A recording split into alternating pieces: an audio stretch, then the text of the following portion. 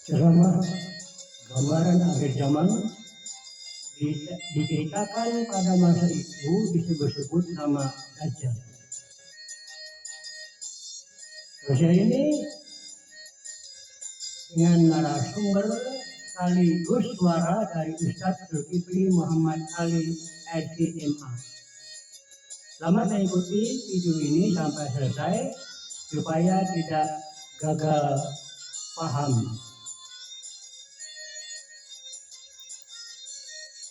Mohon maaf bagi pemirsa yang kurang berkenan menyimak video ini. Terima kasih.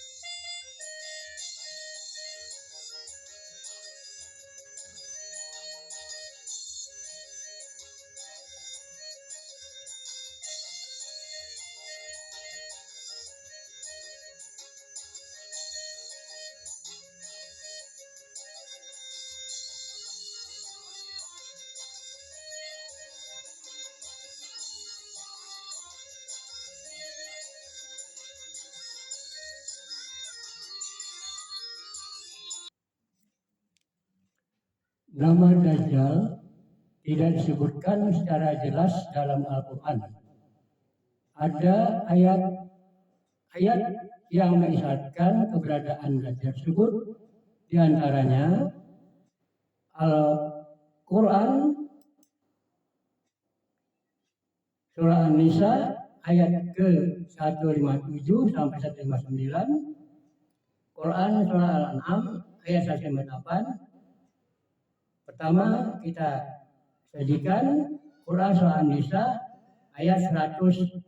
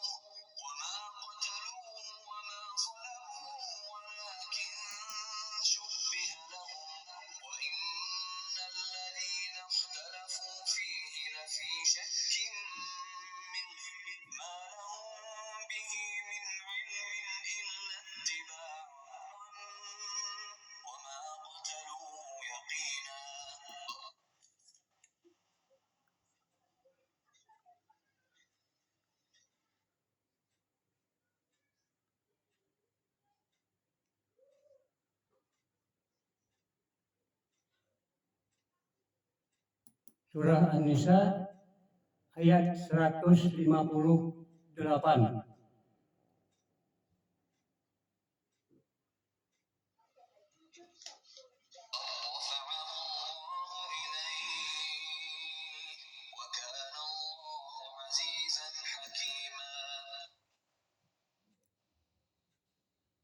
Tetapi Allah mengangkatnya Isa ke hadiratnya. Allah Maha Perkasa, Maha Bijaksana. An-Nisa 159.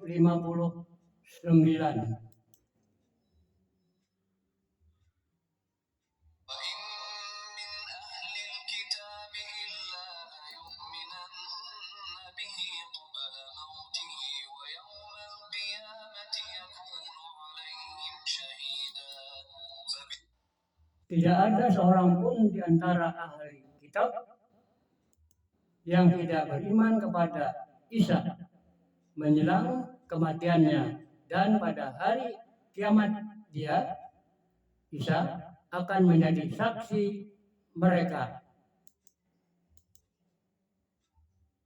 Surah Al-An'am ayat 158.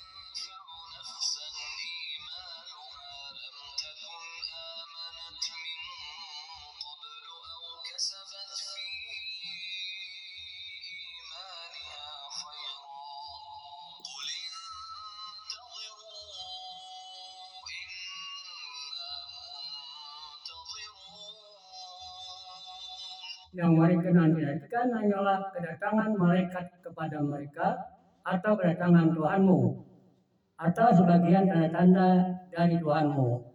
Pada hari datangnya sebagian tanda-tanda Tuhanmu tidak berguna lagi iman seorang yang belum beriman sebelum itu atau belum berusaha membuat kebajikan dengan iman itu. Katakanlah, tunggulah, kami pun menunggu. Kemudian ada beberapa hadis tentang Dajjal. Selamat mengikuti kelanjutannya.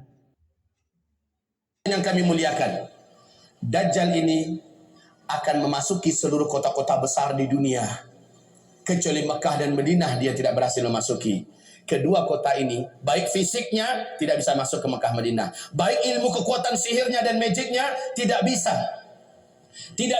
masuk ke dalam Mekah dan Madinah. Makanya salah satu kata Nabi, kalau kamu ingin selamat, kamu dengar Dajjal sudah keluar, segeralah hijrah, larilah ke Mekah atau ke Madinah. Jika tidak mampu, ada 5 langkah lain yang diperintahkan Nabi agar selamat dari Dajjal laknatullah alaih. Kaum muslimin yang kami muliakan, Dajjal ini bukanlah makhluk raksasa tinggi besar. Saya waktu di Sydney, saya malu mendengarkan jawaban seorang ustaz kondang di TV. Diriwayatkan Anas bin Malik, Rasulullah bersabda, tidak ada satu negeri pun yang tidak dimasuki Dajjal, kecuali Makkah dan Madinah.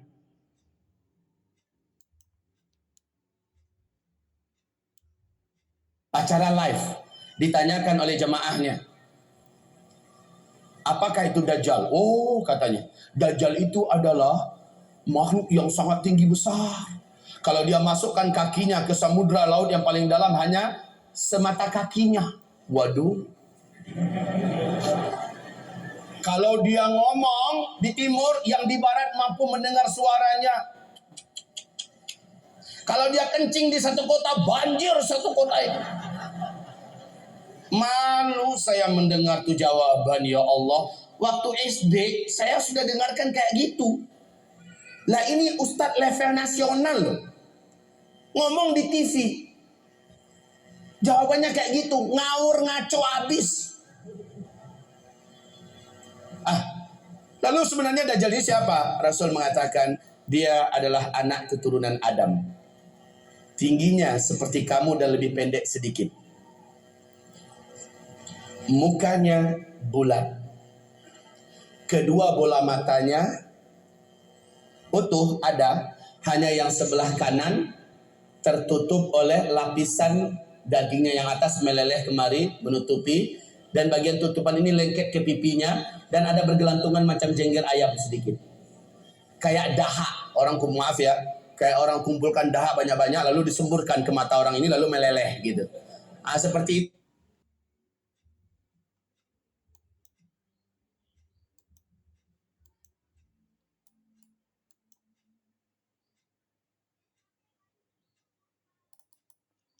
Hadis yang lain menyebutkan Rasulullah SAW bersabda, Dajjal mata sebelah kiri cacat, rambutnya banyak, ia membawa surga, kebun dan api, apinya adalah surga dan surganya adalah api. Rambutnya kribo, di sela-sela rambutnya yang kribo muncul rambut-rambut lurus seperti ijuk. Lehernya agak sedikit panjang, lebih panjang daripada kita, sedikit lebih panjang. Bahunya mereng, dadanya bidang, full daging, sekel. Rasulullah mengatakan bila ia berjalan, kamu akan melihat kedua mata kakinya saling berjauhan dan kedua jempol kakinya saling berdekatan. Udah kebayang? Seperti ini. Oh, tapi kalau ketemu orang kayak gini jangan dibilang Dajjal.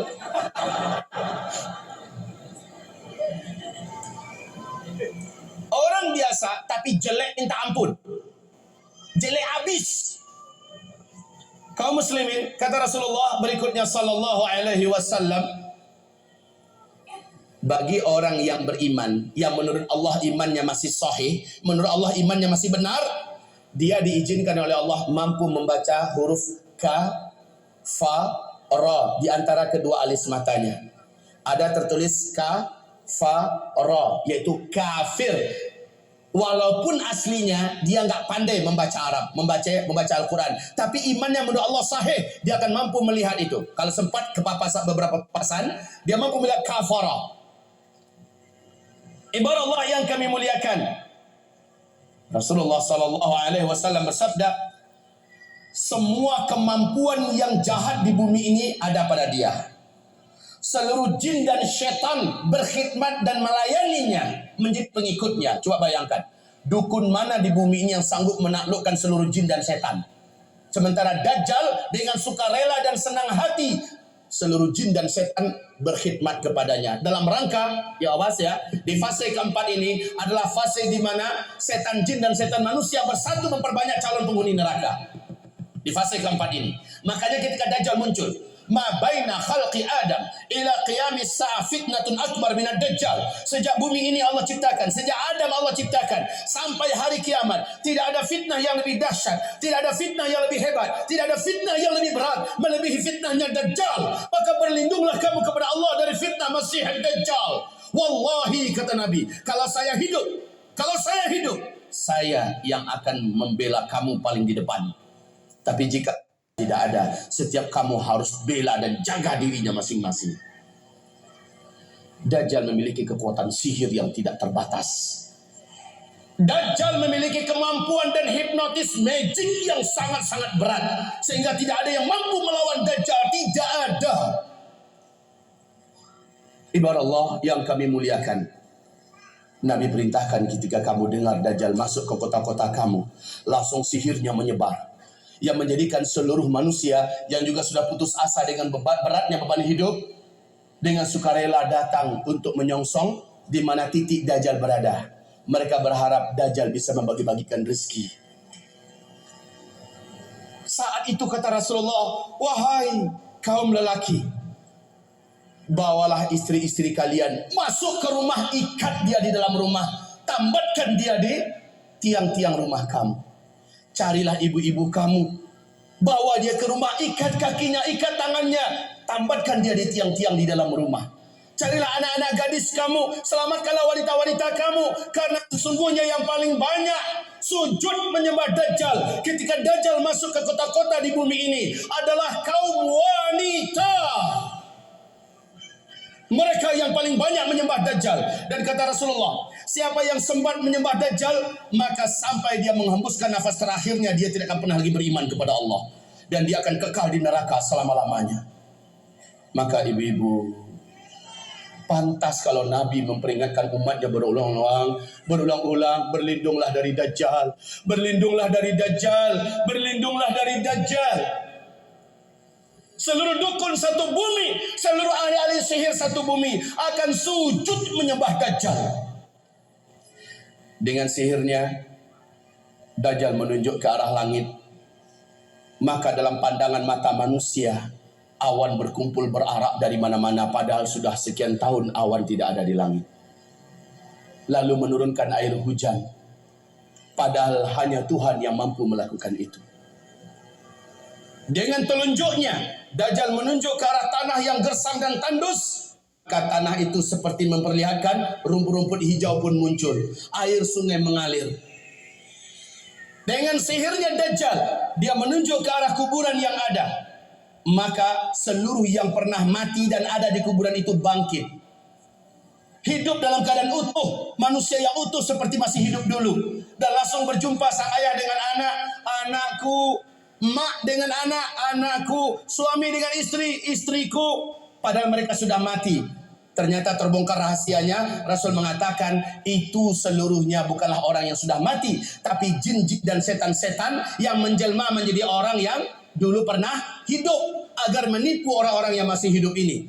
Lalu mereka berkata, inilah Tuhan kita yang telah menghidupkan kami kembali. Akhirnya manusia sujud kepadanya. Sungguh sangat dahsyat, Pak. Orang-orang lemah iman, minim amal soleh dia akan tertipu. Ingat sekali lagi, siapa yang beriman dengan Dajjal, dia tidak akan pernah beriman kepada Allah sampai dia mati. Dia akan menjadi ahli neraka kekal di dalamnya. Sekarang, apakah tanda-tanda Dajjal akan keluar? Ini penting. Sudahkah ada tanda-tanda itu sekarang? Menurut Ibu, sudah ada apa belum? Apa? Sebentar. Tolong dibaca hadis yang diriwayatkan, yang diceritakan oleh Fatimah binti Qais radhiyallahu anha. Hadis ini diriwayatkan oleh Imam Muslim dalam kitab sahihnya. Hadis ini diceritakan juga perjalanan Tamim Ad-Dari sebagai seorang kapten kapal dengan 20 anak kapalnya. Mereka diombang-ambingkan oleh... Cukup sekian. Terima kasih atas menyimak video ini. Nah, sekarang menurut pemirsa, silakan komentar sendiri. Menurut kepercayaan, keyakinan, dan sudut pandang masing-masing. Sampai sini, wabillahi taufiq wal hidayah wal inayah. Assalamualaikum warahmatullahi wabarakatuh.